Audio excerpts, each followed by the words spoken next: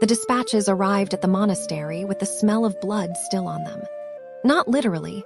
Teacher Meiwen would have intercepted anything so indecorous. But Shen Zheyu had learned to read imperial correspondence the way a physician reads a pulse. Beneath the formal characters, beneath the measured strokes of a court scribe's brush, she could feel the shape of what was not being said. And what the dispatches from the Northern Front were not saying, month after month, was that anyone expected General Wei to survive. They said it in other ways. In the casualty, figures that climbed and then abruptly stopped when General Wei assumed command. In the enemy encampments that appeared in one dispatch and were absent by the next. In the silence where other generals' names used to be, men who had held those lines for decades, replaced now by a single name that Zheyu encountered everywhere she turned, like a character she could not stop reading. Wei Yanling. She had been reading that name since she was 15, when the emperor, her father, had sent her north to the monastery with 3 trunks, 2 attendants, and one very clear instruction: become worthy of the throne. She was 23 now. She thought she had managed it, but the dispatches kept arriving, and General Wei kept winning battles that should have been lost. And Shen Zheyu, heir to the dragon throne and future empress of the realm, found herself sitting cross-legged on a cold stone floor in sage-green outer robes. Her monastery plain hanfu, no court embroidery, no gilded hems. The kind teacher Meiwen insisted built character. Reading about a general she had never met, and feeling something she could not name pressing against the inside of her chest. General Wei had held the Northern Pass with 4,000 soldiers against 12,000. Had ridden into a siege that 3 other commanders declared unwinnable and ridden out the other side, victorious, and, according to the dispatch now open in her hands, entirely uninterested in the celebration that followed. He refuses the medal ceremony again, Zheyu said aloud, not meaning to. Hong Xuan, her chief attendant, looked up from her needlework. She had a face designed for discretion, wide, placid, betraying nothing, but 8 years in Zheyu's service had made her disconcertingly perceptive. Does he? He sends his lieutenant in his place. Every time. They have offered him the medal 6 separate occasions, and he has attended 0 of them. Perhaps, Hong Xuan said carefully, he doesn't care for ceremonies. He doesn't care for anything except the campaign. Zheyu heard the strange weight in her own voice and reined it in. She was the future empress. Princesses did not develop fascinations with distant generals based solely on dispatches read at a monastery in the mountains. That was a thing that happened to girls in story scrolls. And Shen Zheyu had not spent 8 years mastering statecraft, military theory, and the art of remaining composed in rooms full of people who doubted her only to behave like a character in a story scroll. She set down the dispatch. She folded her hands. She looked out at the monastery garden where early snow was falling on the pruned plum trees, turning everything the same quiet white. "When do we return to the capital?" she asked. 3 months, Your Highness, after the spring convocation. 3 months, and then the court and the throne and her father's careful eyes measuring how much she had changed. And at some point, a general named Wei Yanling would return from whatever campaign currently occupied him, and Zheyu would meet him, and he would be a man in his late 20s with a soldier's bearing and a soldier's bluntness. And whatever this pressing, nameless feeling was would resolve itself sensibly into simple respect. She was 23. She was trained for the throne. She was very good at being sensible. Spring came to the capital in 3 stages. First the willows, then the merchants, then the court officials emerging from their winter offices like men who had forgotten there was sunlight. Shen Zheyu arrived with the willows. The processional route from the southern gate to the palace took 40 minutes on horseback at a measured ceremonial pace. She rode it in the pale gold of a spring morning, wearing her formal return-to-court hanfu. Deep imperial red with cloud pattern embroidery at the hem and collar, gold thread catching the light, the fabric stiff with protocol. Hong Xuan had spent an hour on her hairpins alone. Jade at the crown. Everything correct. The capital smelled of river water and firewood and 10,000 ordinary lives layering over one another. She had forgotten that about cities. The monastery had smelled only of ink and cold stone. She was home. The thought arrived quietly, the way certain truths do, not with ceremony, just with weight. The return ceremony was held in the smaller ceremonial hall, smaller being a relative term in the imperial palace, where smaller meant merely a hall that could not house an army. Yu moved through the opening rites with the ease of someone who had studied court protocol the way other people studied combat, systematically, until it became reflex. She spoke when spoken to. She was warm when warmth was useful. She was formal when formality was required. She was, by any measure, exactly what a returning princess should be. She was also scanning the room, not obviously. She had 8 years of practice in not doing things obviously. Her eyes moved over the assembled court with the careful, unhurried attention of someone who was simply being appropriately observant. The kind of observance that could, if pressed, be described as courtesy rather than intent. She was looking for a man, tall, probably, angular, commanding in a way that would announce itself without assistance. A face that gave nothing away. She had been building this portrait for 8 years, one dispatch at a time, and she was entirely confident she would recognize it when she saw it. On her first pass, she found the Minister of Revenue, 2 court historians, a senior military advisor with impressive decorations, and the tired eyes of someone who had been attending ceremonies since before she was born, and 3 generals she recognized from official portraits who were none of them him. On her second pass, she noticed the woman near the far wall. She was standing apart from the officials in the way that certain people stand apart at functions they have attended by obligation rather than choice. Technically inside the room, meaningfully elsewhere. She wore black hanfu, which was unusual enough among the silk-bright court colors to draw the eye on its own. The outer robe was ink-dark, unadorned at a glance, but the borders told a different story. Gold thread worked into dragons that caught the lantern light and released it slowly, as though they had been waiting for the right angle. At the collar and cuffs, where the black folded back, a red underlayer showed, deep as lacquer, deliberate. It should have looked severe. It did not. She was tall and long-limbed, angular in the specific way of someone built for cold places and early mornings, but there was nothing martial about the way she stood in that hanfu. Her dark hair was gathered up in a neat bun, pinned simply, no ornament beyond a single dark lacquered pin, not the elaborate court arrangements of the women around her, not a soldier's rough tie either. Something between, precise and unhurried. The red command cord at her left shoulder was the only official insignia on her, and it caught the hall's lantern light and gave it back without apology. She was watching the ceremony with dark, alert eyes, and the expression of someone who had attended many functions they had not chosen, and had long since stopped looking like they minded. Yu registered her in passing, remarkable bearing, clearly military, a general's wife perhaps, or a senior female commander of a lesser division, filed the observation and moved on. She continued looking. She found 4 more officials, a minor prince she had met at 7 and barely recognized, and a general of the eastern garrison who was emphatically not Wei Yanling unless the dispatches had been lying about the victories for 8 years. She found herself looking at the woman near the wall again. There was something about the quality of her stillness, not the stillness of waiting or patience or boredom. The stillness of a person who was watching everything in the room at once without appearing to watch anything. The flat, encompassing attention that the very best military theory texts described as a general's necessary relationship with space. She was not performing calm. She simply was it, in the way that certain people simply are the thing lesser people must work to approximate. Yu made herself look away. A court lady with good posture, nothing more. She continued, looking for General Wei. The formal introductions came near the end of the ceremony, as protocol required. Yu stood at the head of the receiving line and accepted the bows and formal greetings of the assembled officials in order of rank. She was composed. She was gracious.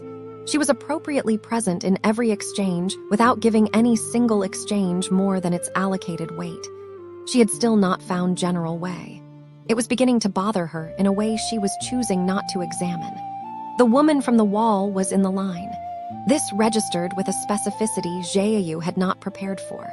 The woman moved through the receiving line with the economy of someone who did not enjoy lines and had developed a personal protocol for enduring them. The black hanfu moved with her differently than the silks and brocades around her. No rustling, no ceremony in the fabric. Just the gold dragons at the border catching the light with each step, the red underlayer a flicker at the wrist. She held herself with the absolute, unconscious authority of someone who had never needed a room to go quiet in order to command it. Not performing stillness, simply still in the way of a person for whom stillness was the default state and everything else required deliberate effort. The red command cord at her shoulder. Zheyu had read about that cord. She had read about the rank it denoted. She had read the specific regulation that restricted it to generals of the 1st Division and above, the particular shade of red that could not be counterfeited because the dye was administered at the Imperial Armory and nowhere else. She had been looking at it for 30 seconds and had not yet allowed herself to conclude anything. The woman reached her. She bowed precisely, correctly, with the slight forward angle that indicated recognition of rank without subordination of consequence. Up close, the black hanfu was extraordinary in its restraint. The gold dragons at the border were not the florid embroidery of court fashion, but something leaner, the dragons mid-motion, each scale distinct. The red underlayer at the collar lay against her throat like a deliberate choice. Her hair was pinned neatly at the back of her head, a clean and simple bun without a single strand displaced, and the effect was not what Zheyu had expected, not masculine, not soft either, but something that belonged entirely to itself. Handsome was the word that arrived without permission. She set it aside. Her hands, now that Zheyu could see them at this distance, were scarred at the knuckles, with the particular calluses of someone who had held a sword for 2 decades not as ceremony, but as arithmetic. She said her name. Wei Yanling, General of the 1st Division. The world reorganized itself. It did not do this dramatically. Zheyu's face remained exactly as it had been, composed, gracious, appropriately warm. Her voice, when it came, carried the precise register of a princess greeting a valued general of the empire. Nothing in the exchange was other than it should have been. Inside, something she had spent 8 years constructing had encountered the reality it had been standing in for and was becoming acquainted with the distance between them. Wei Yanling, General of the 1st Division, defender of the Northern Pass, the soldier who had refused 6 consecutive medal ceremonies, who sent the lieutenant in her place because she did not care for ceremonies, who had ridden into unwinnable sieges and ridden out the other side, who had won 11 days of battle with a shoulder wound she had not reported until the campaign was over, who was standing in front of Zheyu now, and was a woman, and was 30 at the outside, and wore black hanfu with gold dragons tracing the hem and a red underlayer burning at the collar, and her dark hair pinned neatly at the back of her head. Not like any of the court ladies around her, not like the elaborate arrangements of women who had dressed this morning to be looked at. This woman had dressed to be exactly herself, and the effect was not what 8 years of portrait building had prepared Zheyu for. Not masculine, not soft. Something that answered to neither and needed neither. Handsome was the word that arrived without asking. Dark eyes that held a quality she had not encountered before. A watchfulness that was not wary, a stillness that was not cold. Eyes that assessed and then, briefly, settled, as if having located what they were looking for and not yet decided what to do about it. General! Zheyu heard her own voice from a slight distance. Steady, exactly right. Your reputation precedes you. Something moved across the general's face, barely a flicker, gone before it fully arrived. As does yours, Your Highness. A pause that lasted precisely long enough to be unremarkable. Both of them looked away at the same moment. Zheyu moved on to the next official. She was warm. She was gracious. She gave each exchange exactly its allocated weight and nothing more, and if the rest of the receiving line passed in a state of particularly focused composure, she was the only person in the room who knew it. Behind her, she was entirely certain without looking, General Wei had already returned her attention to the hall. Her father received her in the private receiving hall, not the throne room. This was a distinction she understood. throne rooms were for the court. The small hall, with its celadon tea bowls and its one good window and its view of the inner garden plum trees just beginning to show pink at the tips of their branches, was for his daughter. Emperor Shen Jing was 54 and looked it only in the way men who have been responsible for things for a very long time look it. Not aged, exactly, but settled into weight. He wore plain court robes today, deep slate blue silk, unembroidered, no ceremony. He was standing when she came in. He had never stood to receive her as a child. She bowed. He waved it off. "Let me look at you." She let him. He looked. She watched him arrive at his conclusion that the monastery had worked, that the daughter who left uncertain had returned like a blade that finally knew what it was for, and then he said, simply, "Good." She smiled. It was real. They sat, and tea appeared, and he asked about Teacher Maywin and the spring roads, and she answered all of it with the genuine pleasure of someone who had been away from her father for 8 years, and had not entirely admitted to herself how much the distance had cost. The afternoon light came through the lattice in long, pale bars, falling across the celadon bowls and his hands and the floor between them. For a time, it was simply easy. "Wen Baozhen will want to brief you on the succession conversations," her father said eventually. His voice carried the specific care of a man approaching something he expects to be unwelcome. "I assumed he would. There are 3 candidates." "Father," he stopped. "Not today," she said, gently. The particular gentleness that held a position without appearing to. He looked at her for a moment. Then, in the way he occasionally chose and she was always grateful for, he decided she had earned the grace of timing. "Not today," he agreed. They drank their tea. The light moved. After a while, and in a different tone entirely, he said, "Wei Yanling held the north." "Yes. She held it when it should have broken. 6 months, 3 separate engagements, 2 sieges." He set down his cup, looked at something past her shoulder. "She nearly didn't come back from the last one." Jieyu said nothing. The pressing thing was back, sitting where it had always sat, which she resented only slightly less than she had 8 hours ago. "She won't accept the commendation," her father continued. "Sends the lieutenant. You'll know this. I read the dispatches. All of them." She met his eyes. He was not asking casually. "I had 8 years," she said. "There was a great deal of time for reading." He looked at her in the way of a man who had raised her, and who she had never quite been able to read as completely as she could read everyone else. Then he said, mildly, "She'll be assigned to your tour of the northern provinces. Escort and protection. It's the appropriate appointment. She knows those roads better than anyone living." Jieyu set down her teacup, picked it up again. "That seems appropriate," she said. Her father said nothing further. His face said something she chose, with deliberate care, not to look at directly. That evening, alone in her chambers, Jieyu opened the journal. It was a plain thing, monastery issued, bound in gray cloth, the kind Teacher Maywin assigned to every student for the purpose of private reflection. She had filled 4 of them over 8 years. This one was the 3rd, and she turned to the pages she knew by touch, where the paper was slightly softer from handling. She had been building her portrait of General Wei since the 2nd year at the monastery, when the dispatches started arriving with enough frequency to suggest a pattern rather than an incident. She had been systematic about it. She had noted the command decisions, the casualty management, the reported character observations of junior officers who served under the general and had the particular quality of loyalty that is not performed. She had noted the refusal of ceremonies, the blunt tactical reports, the economy of language in every communication that bore the general's seal. She had, in the margins of these pages, written a physical description. She read it now. She had been right about the height.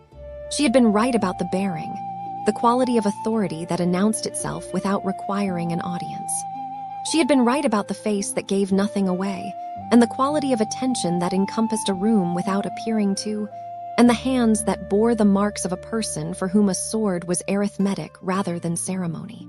And throughout these pages, repeated in her own careful brushwork, was the pronoun she had chosen without question, without ever having been told, without ever having been wrong before about a thing she had reasoned carefully toward.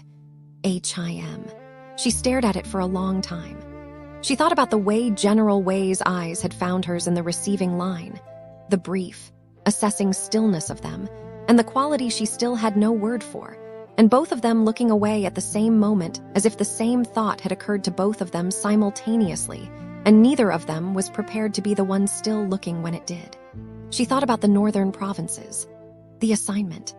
4 months on unfamiliar roads with an escort who knew those provinces better than anyone living, who would not speak unnecessarily, who carried 8 years of her careful imagining in every scar and every dispatch, and who had looked at her this afternoon for the span of a held breath and then looked away, calm and complete and entirely contained. Hong Xiuwen appeared from the dressing room with Jieyu's sleeping robe over her arm, soft, dusky rose, unembroidered, the kind of garment that turned ceremony back into a woman at the end of a day. "Your Highness." She paused, reading the room with the practiced ease of 8 years. "Shall I come back?" "No," Jieiyu closed the journal. "Come in." Hong Xiuwen helped her out of the deep red formal hanfu, unpinning the jade, releasing the tight wound collar, folding the embroidered fabric with the care it deserved, and into the rose sleeping robe, and Jieiyu sat at the dressing table and looked at herself in the polished bronze mirror and said nothing. After a while, Hong Xiuwen, in the receiving line today, General Wei. "Yes," said Hong Xiuwen, in the tone of a woman who had formed this opinion some hours ago and had been patient about it. A pause. "She has been in every dispatch," Hong Xiuwen added, to no one in particular, in the serene and uninflected way of a woman reporting a fact about the weather. She collected the hairpins from the dressing table. The jade clicked softly against each other in her palm. Jieiyu looked at her own reflection. She had been wrong about one thing for 8 years. She had been wrong about it in a way she was beginning to understand she could not entirely regret, not the wrongness itself, but the 8 years. The sage-green hanfu. The cold stone floor. The dispatches arriving one by one with their precise, bloodless language, and the pressing, nameless thing that had no name yet and now perhaps had one. General Wei had looked at her in the receiving line for the span of a held breath. In 4 months, they would share a road through the northern provinces. This is fine. She was 23. She was trained for the throne. She was very good at being sensible. She looked at herself in the bronze mirror a moment longer, and then looked away the same moment, the same instinct, the same thought she could not yet name. Hong Xiuwen put out the lantern. The room went to the quiet dark of a capital city at night, starlight through the lattice, the distant sound of the river finding its way home.